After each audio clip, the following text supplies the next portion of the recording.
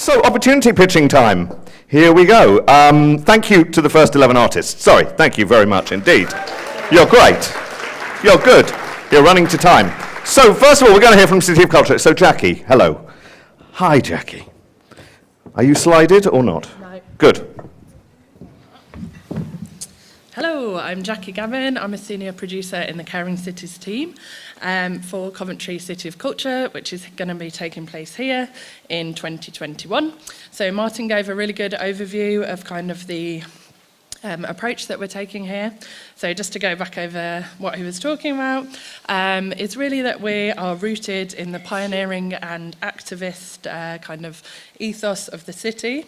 And we're looking for individuals, organisations, communities, artists, activists, third sector organisations that are interested in collaborating on projects for City of Culture.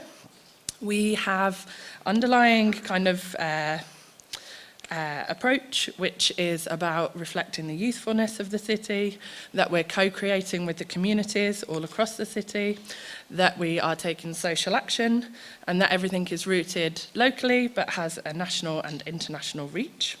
So what does it mean and how can you collaborate with us? There's 3 teams, so some of my colleagues are here today. So the first team, the collaborative team, have a geographical spread across the city. So if you're based in one of those areas, northeast, southeast, southwest, northwest, then there's a specific producer that you can contact. So if you work with schools or libraries or sports clubs, or you're used to working kind of very locally to co-create projects, you can contact them. As part of their programme, there will be a citywide opportunity for to take over the streets and to kind of have a moment of freedom and protest in the summer of 2021. So that's one of the teams to speak to. I am the senior producer in the Caring City team, and so there's 4 producers in our team, each with an area of social importance in the city. And so we have a producer looking at mental health, isolation and well-being, the refugee and migrants community, homelessness and poverty, which is my area, and then vulnerable young people and exploitation. So if you work in those areas or you're interested in exploring those areas and how the outdoor arts world can connect with that and bring about change and engage with those people, then you can contact me. And then the dynamic team, who are looking after the major events, have specific focus also on green projects. So traditionally, Coventry is wrongly identified as being quite a grey city. So we've got a big green focus and looking to green futures and really using the green spaces in the city and kind of making those come alive. And then also the digital focus. So we're a 5G testbed. So how are we going to use those opportunities to make a gamified city and all of everything that comes along with that 5G testbed. So if you want to find out more, I'll be at the marketplace, and also you can visit the website, click the menu, there's a producer list that lists all of those teams, and you can contact us through there. Thank you very much. Thanks, Jackie. Thank you very much. Lovely. Can't wait, can't wait. Excellent. Bill, an area of outstanding natural beauty yourself. Welcome. Thank you. So I'm here, people know that I wear many hats, but I'm here wearing perhaps my beautifulest hat, which I've worn for 14 years as being the co-artistic director of Inside Out Dorset Festival, which is produced by the wonderful Activate Performing Arts. We work with land guardian organisations like the National Trust, Forestry Commission, etc., etc. And we've worked extensively with the Dorset AOMB. AOMBs, there are in England, Wales and Northern Ireland, there are 46 areas of outstanding natural beauty, AOMB, covering 18% of the countryside, over 1/5 of the English coast, and including 12,000 miles of footpaths and bridleways. So the landscapes that they cover are some of the most treasured sort of landscapes in this country, from the uplands and remote villages of the Pennines through the chalk grassland and beech woodlands of the Chilterns. It's a bit of our audience participation here. Who knows their local AOMB? Any more? Those people, put your hand, stand up. Stand up. There was more than that. AOMBs, anyone? Not many people? Yeah? Okay, so now you've got a great stay standing up. Your job on 1, 2, 3 is to shout out the name of it. And we're just going to have a pulse of those places. 1, 2, 3. Chilterns! Thank you very much. Sit down. So following the success of projects such as the biennial Wye Valley River Festival and the Life Cycles and Landscape project that some of you who may have been at this event 2 years ago in Milton Keynes may have heard myself and the wonderful Mandy Dyke from And Now going on about that project, which we then delivered across the North Norfolk coast, the North Wessex Downs and the Dorset OMBs in the summer of 2018. These significant projects have led to the National Association of Areas of Outstanding Natural Beauty, that's a long one, getting really inspired by the arts. And they have made a strategic commitment to working with the arts, and that coincides with this year being their 70th year since the founding of the AOMB designation. So this whole thing has led to 3 actions at the moment. One is a national statement of intent for the AOMBs, and that is available on their website, but importantly, it's a strategic thing that says they're committed to the arts. And the other 2 things are, there's a piece of work that Activate has just been awarded, which is funded by the Arts Council, by that organisation and the steering group, to work with them to embed that national statement in an action plan in all 46 of the AOMBs. So the arts will become very important in all of those organisations. And we also will be delivering a training programme. I have 2 things.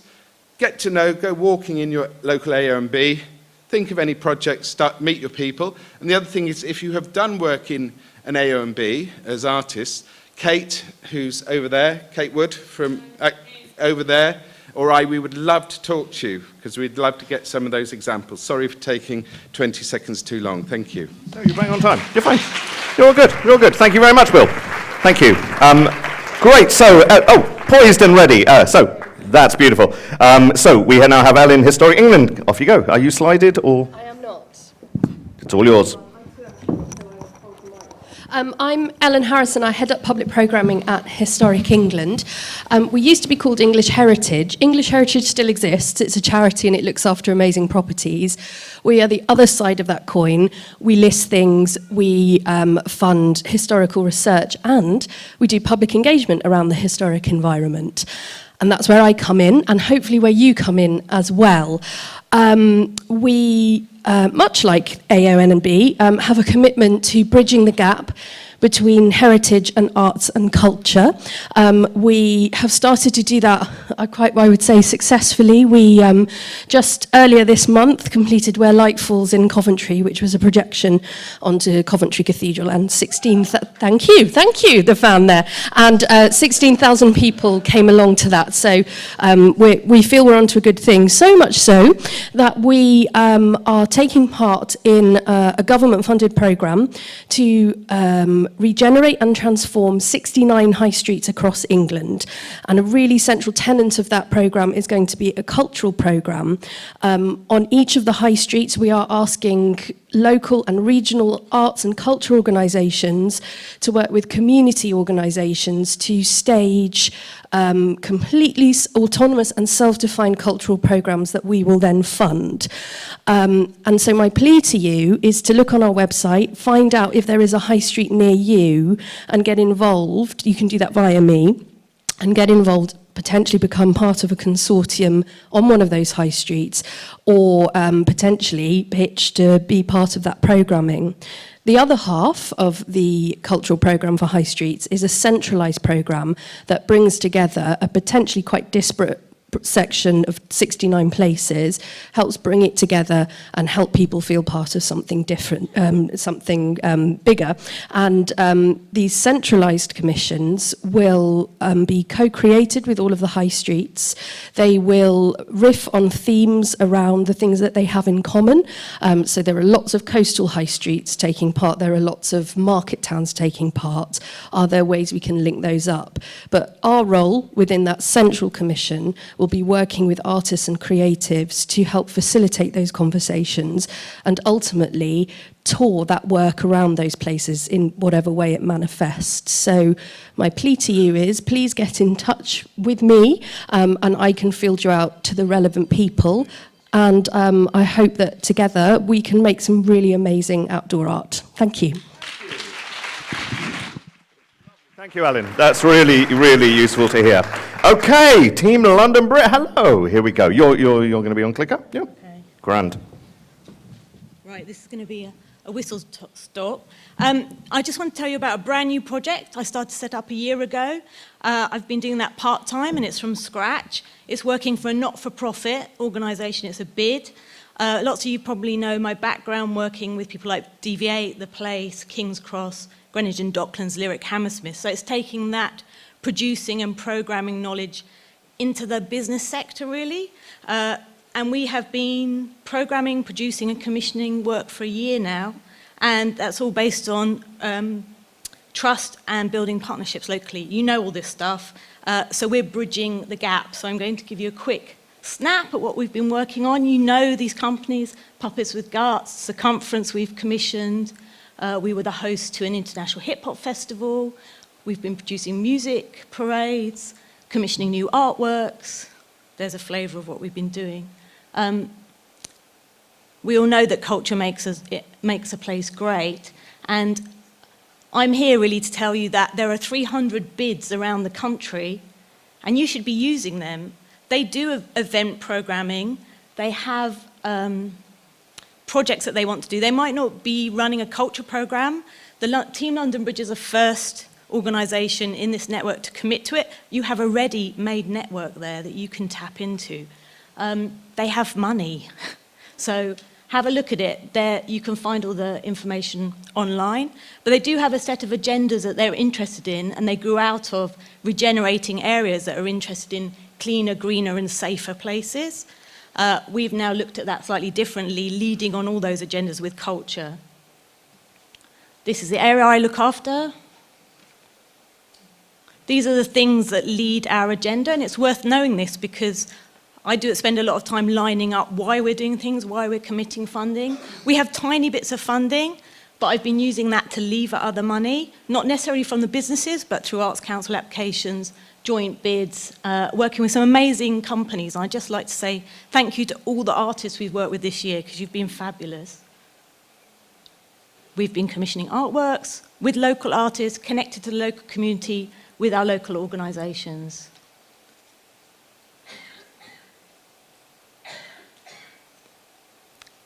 This is why I'm doing it. This is why we all do it. We work with amazing partners across the area. There's brilliant arts and heritage in my area. I don't need to replicate what they do, but we've been trying to do capacity building, work on an international scale, and bring people together. So I do a lot of networking and a lot of confidence building, actually. 30 seconds. Okay. And the range is across the arts. So for the first time ever, I built a film festival, which we just put on around the community's desire to show eco-films. So that was feature films alongside community films and a call to action. Just some of the stats. We've already had 1 million people engage with our programme. I've spent quite a long time in the last couple of weeks pulling together lots of figures because that's what the funders and the businesses like to see. But for me, it's about the artists and the great work that they make in the place. Thank you. Thanks, Ellie. Really useful. Thank you so much. Excellent, excellent. Follow that. Right, Ajay's coming back. Welcome back, Ajay, please. Talk about the Mellor Partnership this time. Well, you sort of did it already, but yeah. Hello, good afternoon, thank you. My name's Ajay Chabra from the Mellor Partnership, and we're representing the Mellor Partnership. We're a national organisation of 15 partners currently. Another 3 are coming on board in 2020. We're very keen to engage with artists and companies making new work and to connect local artists with some of our local festivals around the country.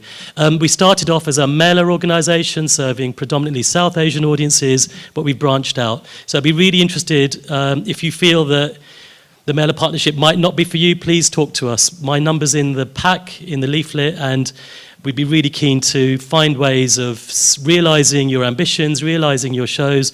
We're an alternative network. We're easy to talk to. Some of our partners are fantastic. All of our partners are fantastic.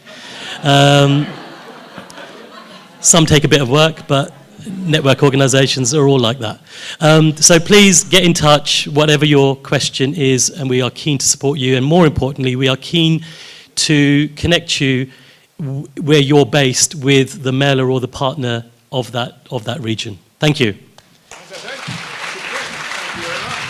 Okay, excellent. So, right. So, hey, I'm really glad Joe's doing this because we spend a lot of time looking at our funded work. So we're actually able to look at an agency. It's so brilliant you're here, Joe. Thank you very much. I might have some photos, but I think that, yeah. Yeah, there we go. Shall I just scroll through while you're chatting? I think they're just running. Okay.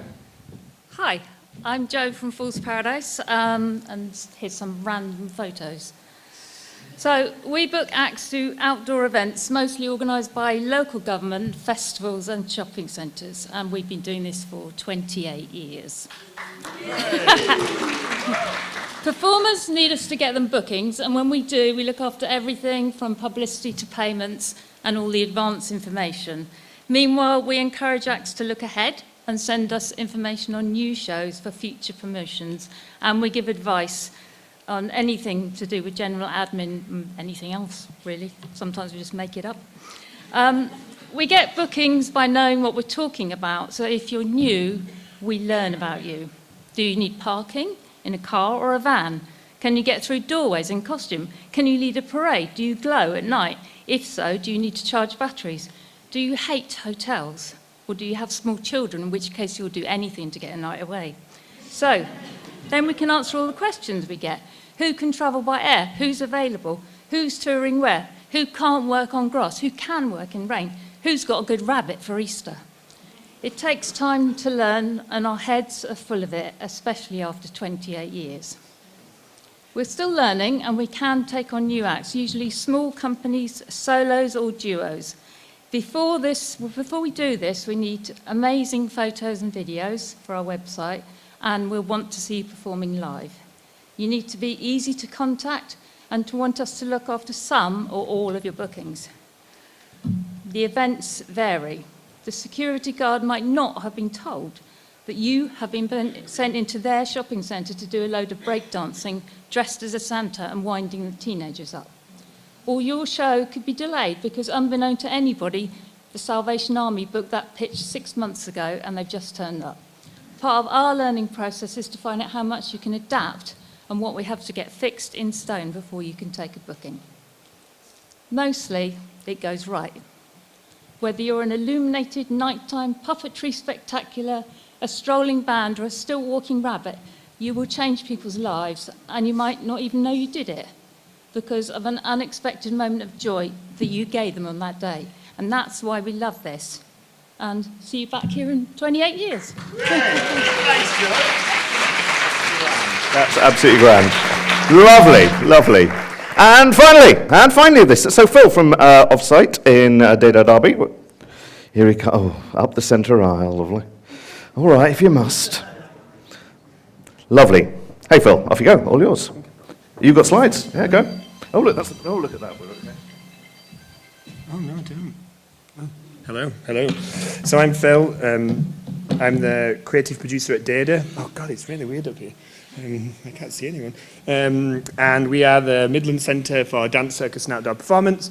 And we are also the artistic lead for Feste, which is an annual outdoor festival the last weekend of September every single year. We run a programme called Offsite, which is an artist development programme, which we set up to support artists who are interested in, currently making or wanting to make work for the outdoors. So the programme includes an array of stuff, including training, which includes workshops and talent development sessions. It also includes networking opportunities. It includes some seed funding. And it also includes a chance to test your work very early on in development. Sorry, I've also got a really bad throat today. And the programme is supported through money from Esme Fairbairn Foundation.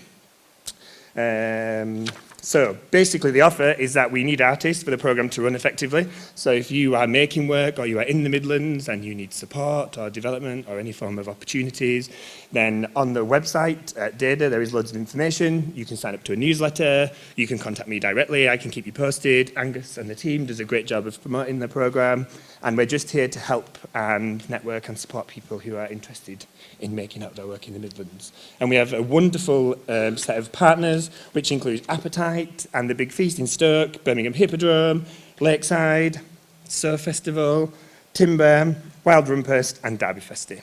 Thank you. Phil, thank you kindly. Great. That's the end of opportunities pitching.